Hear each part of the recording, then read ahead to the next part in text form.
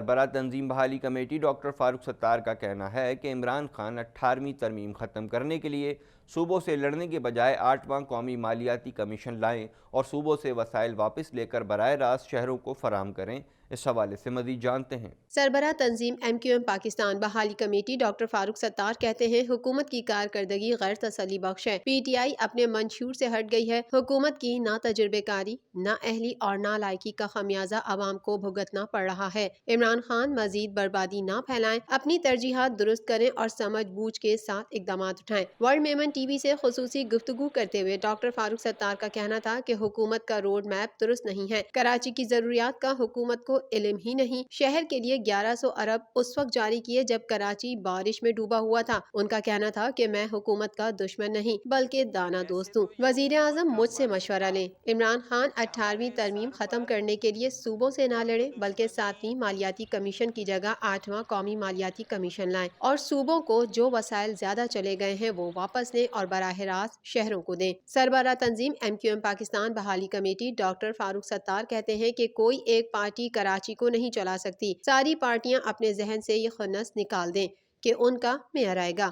ان کو مل کر ایک نوجوان کونسل اور نوجوان میئر کو لانا ہے۔ اپنی اپنی پارٹیوں میں اچھے لوگوں اور نوجوانوں کو ٹکٹ دیں۔ میں بھی اپنے گروپ کے ساتھ اگر MQM ایک مجھے مل گئی تو میں اور خالد مقبول مل کر نوجوانوں کو ٹکٹ دیں گے۔ اگر خالد بھائی نہیں سمجھے تو پھر میں اپنا گروپ بنا کر اچھے UC کے امیدوار اور اچھا میئر دیں گے۔ ڈاکٹر فاروق ستار نے شکوہ کیا کہ میری اپنی پارٹی کے لوگوں نے میرے ساتھ اچھا نہیں کیا۔ جو لوگ اپنوں کے نہیں ہوئے وہ کسی کے کیا ہوں گے؟ جو لوگ میرے ساتھ 35 برس سے تھے انہوں نے ہی وفا نہیں کی۔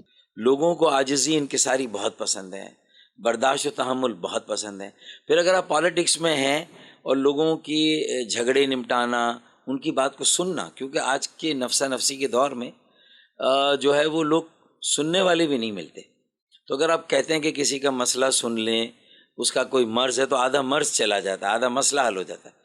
تو یہ میری ٹریننگ رہی ہے اور اس کی وجہ سے، لیکن پھر اس میں پین بھی بہت لینا پڑتا ہے، درد بھی بہت لینا پڑتا ہے۔ لوگوں کو نہیں پتا ہوتا، وہ اپنی بہت ساری لمبی لمبی باتیں بتاتے ہیں۔ ظاہر ہے کہ ہمارے یہاں کا مزاج ہے، انہیں پتہ نہیں کہ مجھ سے وہ بات کرنی کسی اور سے، پھر مجھے ان کو گائیڈ کرنا پڑتا ہے، لیکن آپ کو لوگوں کو ٹائم دینا پڑتا ہے جب آپ اس شعبے میں۔ بزنس مین گروپ کے چیئرمین زبیر موتی والا اور کراچی چیمبر آف کامرس کے صدر شارق وہرا کہتے ہیں کہ ایکسپورٹرز نے بڑی تعداد میں غیر ملکی سودے کر رکھے ہیں جو پاور ٹیرف میں اضافے سے متاثر ہوں گے۔ کیپٹو پلانٹ کی گیس بند ہوئی تو عدالت جائیں گے۔ اس حوالے سے مزید جانتے ہیں۔ صنعتی و برآمدی شعبوں نے پاور ٹیرف میں 15% اضافے اور کیپٹو پاور پلانٹس کی بندش کو بے وقت اور غیر دانشمندانہ فیصلہ قرار دیتے ہوئے اسے فوری طور پر واپس لینے کا مطالبہ کر دیا۔ بزنس مین گروپ کے چیئرمین زبیر موتی والا، کراچی چیمبر آف کامرس کے صدر شارق وہرا اور پاکستان اپریل فورم کے چیئرمین جاوید بلوانی نے کہا ہے کہ برآمد کنندگان نے بڑی تعداد میں غیر ملکی خریداروں کے ساتھ سودے طے کیے ہوئے ہیں جو پاور ٹیرف میں اضافے سے متاثر ہو سکتے ہیں۔ انہوں نے کہا کہ اگر کیپٹو پاور پلانٹس کی گیس یک طرفہ طور پر بند کی گئی تو صنعت کار اپنے قانونی حق کا استعمال محفوظ رکھتے ہیں کہ وہ آئین کے آرٹیکل 199 کے ذریعے اپنے جائز اور قانونی حق کا استعمال کرتے ہوئے کاروبار کی حفاظت کے لیے عدالت سے رجوع کریں۔ انہوں نے کہا کہ گیس کی فراہمی معطل کرنے اور بجلی کے نرخوں میں اضافے کے فیصلے سے عام صنعتوں کی کارکردگی بری طرح متاثر ہوگی جو برآمدی صنعتوں کی سپلائی چین کا ایک اہم حصہ ہے، لہٰذا عام صنعتیں ایک طرح سے برآمدی سرگرمیوں میں حصہ لیتی ہیں۔ اس کے نتیجے میں ہول سیل اور ریٹیل تجارت کے کاروبار پر انتہائی تباہ کن اثرات مرتب ہوں گے جو بالآخر مجموعی طور پر انتشار اور غیر یقینی کی صورتحال پیدا کرے گا۔ حکومت نے بجلی تقسیم کرنے والی 4 کمپنیاں صوبے کے حوالے کرنے کا منصوبہ بنا لیا۔ ہیسکو اور سیپکو کو سندھ جبکہ پیپکو اور ٹیسکو کو خیبر پختونخوا حکومت کو دینے پر غور شروع کر دیا گیا۔ مزید جانتے ہیں اس رپورٹ میں۔ حکومت نے بجلی کی 4 تقسیم کار کمپنیاں صوبوں کے حوالے کرنے کا منصوبہ بنا لیا۔ ہیسکو اور سیپکو سندھ حکومت کو دینے پر غور شروع کر دیا۔ پیسکو اور ٹیسکو خیبر پختونخوا حکومت کو دینے کا منصوبہ ہے۔ پاور ڈویژن کا معاملہ مشترکہ مفادات کونسل میں لے کر جانے پر غور کیا جا رہا ہے۔ حکومتی ذرائع کے مطابق بجلی چوری، ترسیل اور تقسیم کے نقصانات بڑا مسئلہ ہے۔ بلوں کی عدم ادائیگی بھی ایک بڑا مسئلہ ہے۔ پشاور الیکٹرک سپلائی کمپنی کے سالانہ نقصانات 38.69% پر پہنچ گئے۔ سکھر الیکٹرک سپلائی کمپنی کے سالانہ نقصانات 36.27% پر پہنچ چکے۔ حیدرآباد الیکٹرک سپلائی کمپنی کے نقصانات 28.82% پر پہنچ گئے۔ ٹرائبل الیکٹرک سپلائی کمپنی کے نقصانات 16.19% ہیں۔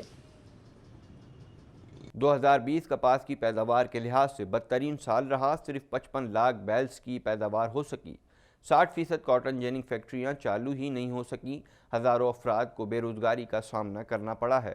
اس حوالے سے مزید جانتے ہیں۔ کپاس کی فصل بہتر نہ ہونے کے سبب جنوبی پنجاب کے کسان اور کاٹن جرنرز شدید مشکلات کا شکار ہیں۔ محکمہ کراپ کی رپورٹ کے مطابق سال 2020 کپاس کی فصل کی پیداوار کے لحاظ سے ملکی تاریخ کا سب سے برا سال رہا ہے، جس میں صرف 38 لاکھ ایکڑ رقبے پر ہی کپاس کاشت کی جا سکی۔ کپاس کی فی ایکڑ پیداوار کا ہدف 23 من مقرر تھا اور 17 من فی ایکڑ بھی بمشکل ہو پائی، جبکہ مجموعی طور پر 55 لاکھ بیلز کی پیداوار ہوئی۔ 60% کاٹن جن فیکٹریاں چالو ہی نہیں ہو سکی، جس کی وجہ سے ہزاروں افراد کو بے روزگاری کا سامنا کرنا پڑ رہا ہے۔ کپاس کی ملکی پیداوار کا 90% جنوبی پنجاب میں کاشت کیا جاتا ہے۔ کاشتکار تنظیمیں پہلے ہی اس بات کا عندیہ دے چکی ہیں کہ مسلسل نقصانات کے باعث رواں سال کاشتکار متبادل فصل کاشت کرنے جا رہی ہیں، جس کے باعث ٹیکسٹائل کی مصنوعات کی برآمدات بری طرح متاثر ہو سکتی ہیں۔ محکمہ کراپ کے مطابق ملک میں 52 لاکھ ایکڑ رقبے پر کاشت کا ٹارگٹ پورا نہ ہو سکا اور صرف 38 لاکھ ایکڑ رقبے پر ہی کپاس کی کاشت کی جا سکی۔ مقامی صرافہ مارکیٹ میں فی تولہ سونے کی قیمت 1,13,450 روپے ہو گئی۔ بین الاقوامی بلین مارکیٹ میں بھی سونے کی فی اونس قیمت میں $7 کا اضافہ ریکارڈ کیا گیا۔ مزید جانتے ہیں اس رپورٹ میں۔ عالمی اور مقامی صرافہ مارکیٹوں میں سونے کی قیمتوں میں اضافہ ہو گیا۔ آل پاکستان صرافہ اینڈ جیولرز ایسوسی ایشن کے جاری کردہ اعلامیے کے مطابق کاروباری ہفتے کے پہلے روز پیر کو 24 قیرات فی تولہ سونے کی قیمت میں 100 روپے کا اضافہ ریکارڈ کیا گیا، جس کے بعد فی تولہ سونے کی قیمت 1,13,350 روپے سے بڑھ کر 1,13,450 روپے ہو گئی۔ اسی طرح 24 قیرات سونے کی فی 10 گرام قیمت میں بھی 85 روپے کا اضافہ ہوا، جس کے بعد فی 10 گرام سونے کی قیمت 97,180 روپے سے بڑھ کر 97,265 روپے ہو گئی، جبکہ 22 قیرات سونے کا فی 10 گرام بھاؤ 89,160 روپے پر پہنچ گیا۔ بین الاقوامی بلین مارکیٹ میں سونے کی فی اونس قیمت میں $7 کا اضافہ ریکارڈ کیا گیا، جس کے بعد سونے کی فی اونس قیمت $1,856 سے بڑھ کر $1,863 ہو گئی، جبکہ چاندی کی فی تولہ قیمت میں کوئی کمی بیشی واقع نہیں ہوئی، جس کے باعث 24 قیرات فی تولہ چاندی کی قیمت 1,300 روپے جبکہ 10 گرام چاندی کی قیمت بھی 1,114 روپے 54 پیسے پر برقرار رہی۔ ورلڈ میمن ٹی وی کے نیوز بلیٹن میں فی الوقت اتنا ہی۔ مزید خبروں اور اپڈیٹس کے لیے دیکھتے رہیے ورلڈ میمن ٹی وی۔